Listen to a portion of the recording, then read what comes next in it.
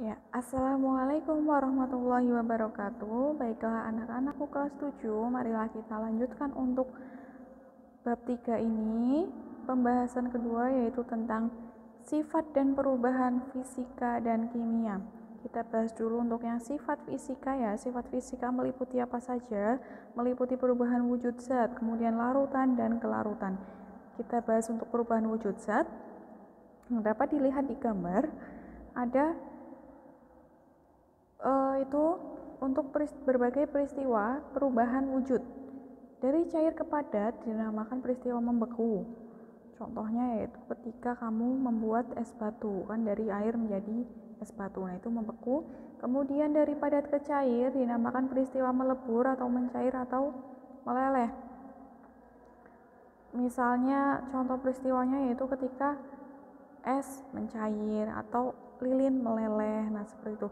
Nah, penggunaan kata mencair, meleleh itu bergantung dengan hasil akhir dari proses perubahan tersebut. Misalnya es krim ya, es krim pakainya meleleh karena teksturnya lebih agak kental, sedangkan kalau air biasa, air es batu mencair, pakai pilihan katanya mencair. Nah, seperti itu saja. Tetapi untuk perubahan wujudnya ya sama, dari padat ke cair. Begitu. Kemudian perubahan wujud selanjutnya yaitu dari cair ke gas, dinamakan peristiwa menguap. Contoh peristiwanya yaitu ketika kalian memasak air ya, nah air yang ada di panci tersebut nanti akan berkurang, lama-lama akan berkurang. Nah, itu karena air tersebut menguap menjadi gas.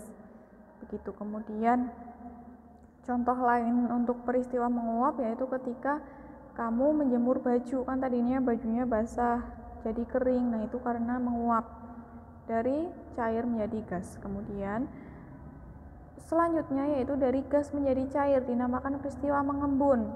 Contoh peristiwanya yaitu ketika terbentuknya embun pagi. Kemudian peristiwa dari padat menjadi gas dinamakan peristiwa menyublim. Contohnya yaitu pada kapur barus yang ada di lemari misalnya. Kapur barus lama-kelamaan akan menjadi kecil. Nah, itu yang dinamakan dengan, itu merupakan salah satu contoh proses menyublim, peristiwa menyublim. Kemudian kalau kebalikannya yaitu dari gas menjadi padat, nama peristiwanya adalah mengkristal. Contoh peristiwanya yaitu ketika pembuatan gula pasir seperti itu, atau ketika pembuatan garam ketika pada proses pengkristalan. Kemudian sifat fisika selanjutnya yaitu larutan. Larutan merupakan campuran antara zat pelarut dengan zat terlarut. Nah, sifat fisika selanjutnya yaitu kelarutan. Kelarutan merupakan suatu kemampuan zat untuk melarutkan. Misalnya air melarutkan gula, berarti kelarutan, yang dimaksud kelarutan yaitu kemampuan air melarutkan gula. Nah, kemampuan suatu zat tersebut untuk melarutkan dipengaruhi oleh suhu, volume pelarut, dan ukuran zat. Kita bahas dulu untuk suhu. Misalnya kalian melarutkan 1 sendok gula, yang satu itu dilarutkan dengan air biasa, nah yang satunya dengan air panas, maka akan mudah larut yang menggunakan air panas seperti itu. Maka kelarutannya lebih besar untuk yang menggunakan air panas seperti itu. Kemudian volume pelarut, misalnya kamu sama-sama melarutkan 1 sendok gula, nah akan tetapi pelarutnya yang satunya dengan 1 sendok air, nah yang satunya dengan 1 gelas air, maka akan lebih mudah larut untuk yang menggunakan 1 gelas air seperti itu. Kemudian ukuran zat, misalnya kamu akan melarutkan yang satu gula pasir, nah yang satu gula batu, maka akan lebih mudah larut untuk yang gula pasir seperti itu. Selanjutnya yaitu, kan tadi sudah dibahas untuk sifat fisika, selanjutnya yaitu sifat dan perubahan fisika. Selanjutnya yaitu perubahan fisikanya ya, maaf. Untuk perubahan fisika berarti perubahan zat yang tidak disertai dengan terbentuknya zat baru. Contoh untuk perubahan fisika yaitu perubahan wujud zat dan perubahan bentuk lainnya. perubahan wujud zat, contohnya seperti tadi ya, sudah dijelaskan di perubahan wujud, misalnya mencair, yaitu es batu yang mencair itu termasuk perubahan fisika, air yang membeku menjadi es batu termasuk perubahan fisika, air yang menguap ketika kamu masak air itu juga termasuk perubahan fisika, dan ketika terjadinya embun pagi itu juga termasuk perubahan fisika. Ketika kapur barusmu lama-lama mengecil itu juga termasuk contoh peristiwa perubahan fisika. Kemudian terbentuknya embun beku pada musim dinginnya itu juga termasuk perubahan fisika, termasuk proses mengkristal. Dan perubahan untuk perubahan fisika, perubahan wujud zat dan perubahan bentuk lainnya ya. Untuk perubahan bentuk lainnya misalnya bambu menjadi tampah, seperti itu, hanya berubah bentuk saja seperti itu. Itulah beberapa contoh perubahan fisika. Kemudian untuk saya ambil contoh mengkristal ya, satu lagi, misalnya ketika kamu peristiwa terbentuknya bunga es yang ada di freezer itu. Nah, itu terjadi karena ketika kalian membuka menutup kulkas pasti ada gas atau udara-udara yang masuk. Nah, udara yang masuk tersebut akan mengkristal menjadi es. Nah, itu di freezer tersebut. Itu contoh untuk mengkristal yang lain.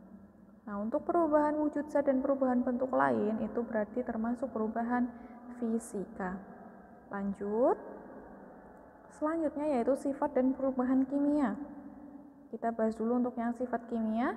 Nah, untuk pemanfaatan sifat kimia dalam kehidupan sehari-hari biasanya meliputi mencegah besi berkarat. Caranya bagaimana? Caranya bisa mengecat ya, dengan dilakukan pengecatan pada besi sehingga besi tidak mudah untuk berkarat. Kemudian mengawetkan bahan makanan, dapat menggunakan pengawet alami ataupun pengawet buatan juga bisa. Nah, itu termasuk contoh pemanfaatan sifat kimia.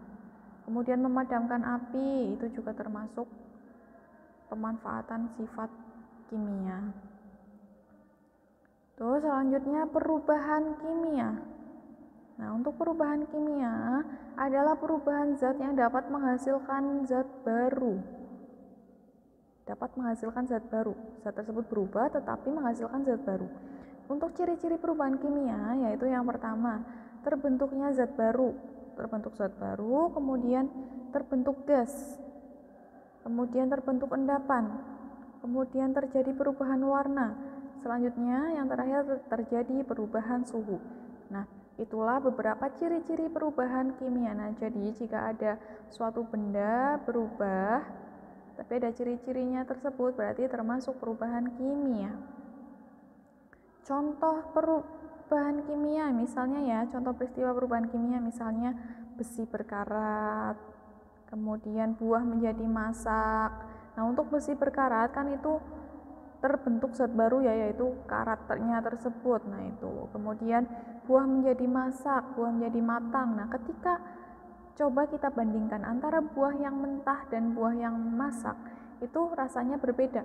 Nah, dari rasanya tersebut berarti kan kalau misalnya buah menjadi masak berarti di situ ada terbentuk zat baru, makanya rasanya kan berbeda ya. Kemudian terjadi perubahan warna juga ya kalau buah menjadi masak itu. Gitu. Kemudian contoh lain, roti menjadi gosong ya, ketika misalnya kamu membuat roti tersebut menjadi gosong, maka ada terbentuk zat baru yaitu zat karbon karena gosongnya itu. Kemudian terjadi perubahan warna, kemudian terjadi perubahan suhu, terbentuk gas. Nah, itu. Kemudian singkong menjadi tape juga termasuk contoh peristiwa perubahan kimia. Itu. Kemudian buah membusuk juga termasuk perubahan kimia karena terbentuk zat baru, terbentuk gas ya, baunya jadi tidak sedap. Kemudian perubahan warna ya, menjadi berwarna biasanya itu hitam gitu ya, coklat ya itu. Kemudian untuk saya bahas untuk yang singkong menjadi tape ya. Untuk peristiwa singkong menjadi tape dia termasuk perubahan kimia karena ketika singkong menjadi tape kan melalui proses fermentasi. Nah, ketika sudah menjadi tape akan dihasilkan juga apa? Akan dihasilkan oksigen. Ya, di tape itu juga mengandung alkohol. Ya, pada tape terbentuk alkohol tapi kadarnya sedikit, makanya tidak memabukkan dan halal untuk dimakan. Itu untuk tape. Kemudian contoh peristiwa perubahan kimia selanjutnya yaitu susu yang basi. Susu menjadi basi itu berarti terbentuk zat baru, kemudian terbentuk gas ya, baunya jadi nggak enak, kemudian terbentuk endapan ya. Kalau susu basi itu kayak ada yang memisah gitu ya di atas itu di permukaan. Nah itu kemudian perubahan warna ya, warnanya jadi berubah. Kemudian kompor yang menyala juga termasuk peristiwa perubahan kimia, dan peristiwa membakar kertas juga termasuk peristiwa perubahan kimia. Kenapa? Karena terbentuk zat baru yaitu karbon ya, karena kertas dibakar itu terbentuk zat baru, kemudian terbentuk gas, terbentuk endapan yaitu abu, kemudian terjadi perubahan warna. Ya, warnanya misalnya kertasnya awalnya warna putih jadi warna hitam. Kemudian terjadi perubahan suhu ya, ketika dibakar itu maka suhunya akan menjadi panas. Begitu ya. Untuk bagian kedua ini pada bab 3 untuk part 2 ini saya cukupkan dulu untuk sifat dan perubahan fisika dan kimia. Semoga bermanfaat. Wassalamualaikum warahmatullahi wabarakatuh.